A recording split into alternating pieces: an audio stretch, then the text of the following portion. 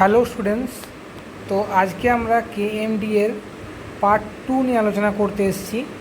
তো কেএমসি এর পার্ট 1-এ আমি টোটাল 12টা কোশ্চেন ডিসকাস করেছিলাম। তো আজকে আমি 13 নম্বর কোশ্চেন থেকে স্টার্ট করব।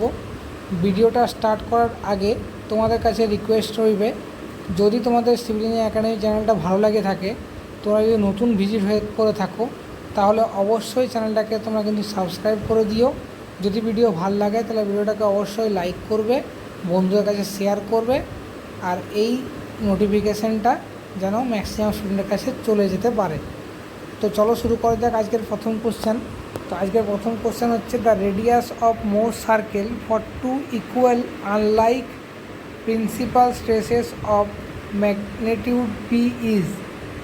এটা সোমের কোশ্চেন বলেছে, the radius of Mohr circle radius কী হবে two equal unlike principal stresses of magnitude P, যেখানে দুটো ম্যাগনিটিউডের আনলাইক প্রিন্সিপাল হচ্ছে আমার পি, তাহলে আমাদের মোর সার্কেল রেডিয়াস হবে p/√2। এটা সোমের কোশ্চেন, তোমরা এটা কনফিউশন হবে না, খুবই ইম্পর্টেন্ট কোশ্চেন।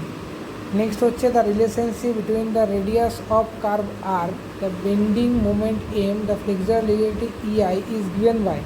তো আমরা জানি M/I সমান E/R, তাহলে ওখান থেকে আমরা যদি আমাদের 1/I/R এর ভ্যালুটা বসিয়ে নিই, তাহলে আমাদের M/EI হয়ে যায়। তাহলে আমাদের M = EI/R করলেই কিন্তু কন্ডিশনটা চলে আসে। তো আমাদের এবারে বলছে, radius of gyration of A circle of radius R is equals to, তাহলে রেডিয়াস অফ জাইরেশন আমরা জানি কি, রেডিয়াস অফ জাইরেশনকে আমরা কে দ্বারা ডিনোটেট করে থাকি। তো কে √I/Y। এখানে বলছে radius of gyration of A circle radius R is equals to, তাহলে এটা আমাদের হয়ে যাবে R/2। এবার নেক্সট হচ্ছে, এ circular shaft is subjected to the torque T and the bending moment M, the ratio of maximum bending stress and maximum shear stress is. তো এটা answer হবে M/2T। যদি তোমরা না পারো তাহলে আমাকে বলবে, আমি নিচে কমেন্ট সেকশনে আমি জানিয়ে দেবো। নেক্সট বলেছে, এ পয়েন্ট অফ কন্ট্রাপিকচার। তো পয়েন্ট অফ কন্ট্রাপিকচার কোথায় তৈরি হয়, যেখানে বেন্ডিং মোমেন্ট চেঞ্জ করে তার সাইনে, সেখানেই পয়েন্ট অফ কন্ট্রাপিকচারটা কিন্তু তৈরি হয়। তাহলে bending moment is sign change. Next বলেছে, a beam is overall length L with equals to the overhanging on both side carrying uniformly distributed load over the entire length, the having numerically equal bending moment at center of the beam, and it is subjected the distance between the support should be। তো এই কোশ্চেনে কিন্তু previous ইয়ারও এসছে, তোমরা কিন্তু এই কোশ্চেনের answer পারবে। যদি না পারো তাহলে আমাকে কমেন্ট করে জানাবে, আমি কিন্তু করে দেবো। তো এটার অ্যান্সার হয়ে যাবে 0.277 L। নেক্সট কোশ্চেন আমরা দেখে নেব।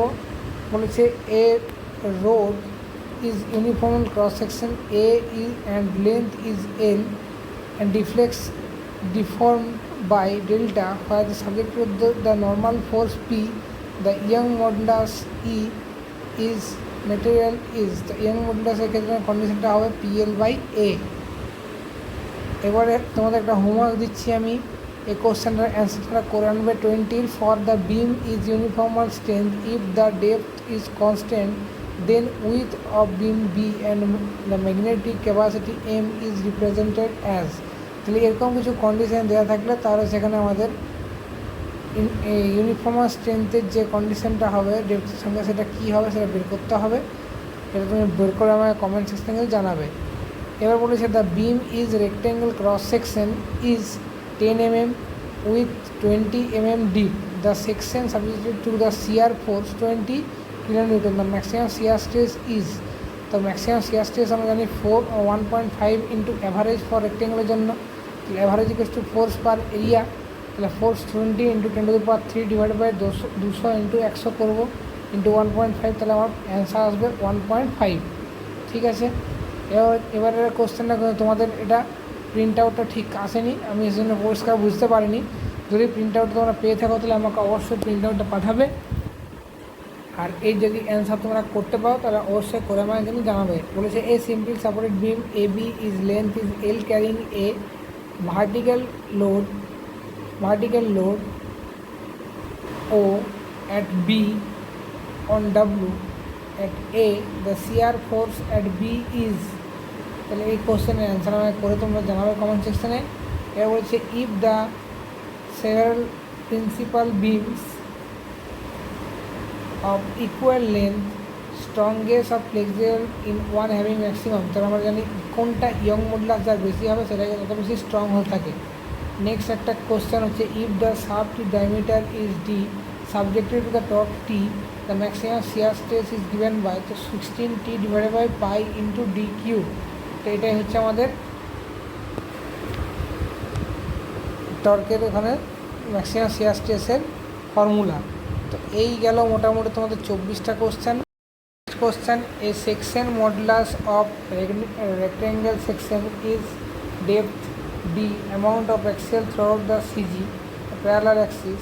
তো আমরা জানি যে আমাদের Z equals to I by Y, তো আই করলে আমাদের এখানে জেড করলে আমাদের হয়ে যাবে বি ডি স্কোয়ার বাই 6, ঠিক আছে। এ বলছে if the ratio of subjected principal properties by the studies applying in generally apply load on a bar is. তো এই কোশ্চেনটার অ্যান্সার হবে যদি সাডেনলি আর গ্র্যাজুয়ালি করা হয়, তো গ্র্যাজুয়ালি যা হবে তার দুগুণ বেশি হবে সাডেনলির ক্ষেত্রে, তো আমাদের রেশিওটা হয়ে যাবে 2। নেক্সট বলেছে the breaking up the cohesion in a mass of concrete is segregated. তাহলে আমাদের breaking up the cohesion on mass concrete is due to segregation. The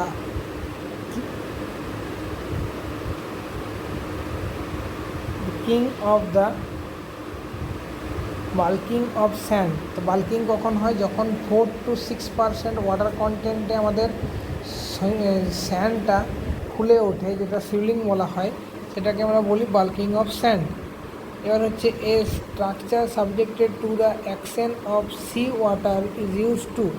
তো সি ওয়াটারের জন্য যেটা ইউজ করা হয় সেটা হচ্ছে হাই অ্যালুমিনা সিমেন্ট, আর সালফার স্টিং সিমেন্ট হচ্ছে for canal lining. The characteristic compressive strength is M20 গ্রেডের জন্য কত হবে 20 newton per metre square. If the crop are generally sown a harvesting method is month is April to September। April to সেপ্টেম্বরে খারিফ যে ক্রপগুলো হবে সেগুলো আমাদের সোয়িং থেকে হারভেস্টিং কিন্তু করা হয়। খারিফ ক্রপের উদাহরণ হচ্ছে রাইস, বাজরা, কটন এটসেট্রা। আর রবি ক্রপের যে উদাহরণ হচ্ছে হুইট, বার্লি এটসেট্রা। নেক্সট বলেছে if flood irrigation is permitted method of applying irrigation water to computing the slipping leveling is, তো আমাদের চেক ফ্লাডিং যেটা হবে সেটা আমাদের স্টিপ স্লোপের জন্য দায়ী হয়।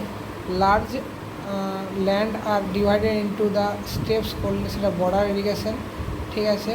এবার relationship D delta D equals to 8.64 into B delta by B, এখান থেকে আমি পেয়ে যাব। এবার হচ্ছে the capacity of irrigation canal is used control by, তো এটা আমাদের ইরিগেশনটাকে কন্ট্রোল করার জন্য কী করতে হয়, কর ডিমান্ড ফর খারিফ ক্রপ, ঠিক আছে। এরপর নেক্সট কোশ্চেনে তোমাদের এটা করতে হবে এ absence of irrigation facilities formed used to adopted mixed comparing the order of having। এই কোশ্চেনটার অ্যান্সার কিন্তু তোমরা করবে। নেক্সট হচ্ছে if A well drain soil is fully moist for plain growth centric condition, the gravity water no used cropped capillary water is groundwater can not be remove from the easily from the soil. तो यहाँ पर इसके बाद एक math दिया हुआ है जिसमें आपका डेल्टा का जो वैल्यू है उसको पुट करना है, बाकी लॉस फॉस कलेक्शन करना है। कलेक्शन करने के बाद आप लोग का जो आंसर आएगा वो आएगा 2500 hectares. Next question, the type of irrigation which can be classified is generally in wind of the sprinkler irrigation. तो स्प्रिंकलर इरिगेशনের জন্য কিন্তু আমাদের এফেক্টেড ফর উইন্ডের জন্য হয়ে থাকে। তো আজকে আমি টোটাল 38 কোশ্চেনটা আলোচনা করলাম, যেটা কিন্তু তোমাদের খুবই হেল্প করতে চলেছে পরবর্তী এক্সামের জন্য। তো আশা করি তোমাদের পরীক্ষা ভালো চলছে। যদি ভিডিও ভালো লাগে তাহলে ভিডিওটাকে অবশ্যই লাইক করবে, শেয়ার করবে, ভিডিওটা কিন্তু ম্যাক্সিমাম স্টুডেন্টের কাছে পাঠিয়ে দেওয়ার চেষ্টা করবে। চলো দেখা হচ্ছে খুব তাড়াতাড়ি।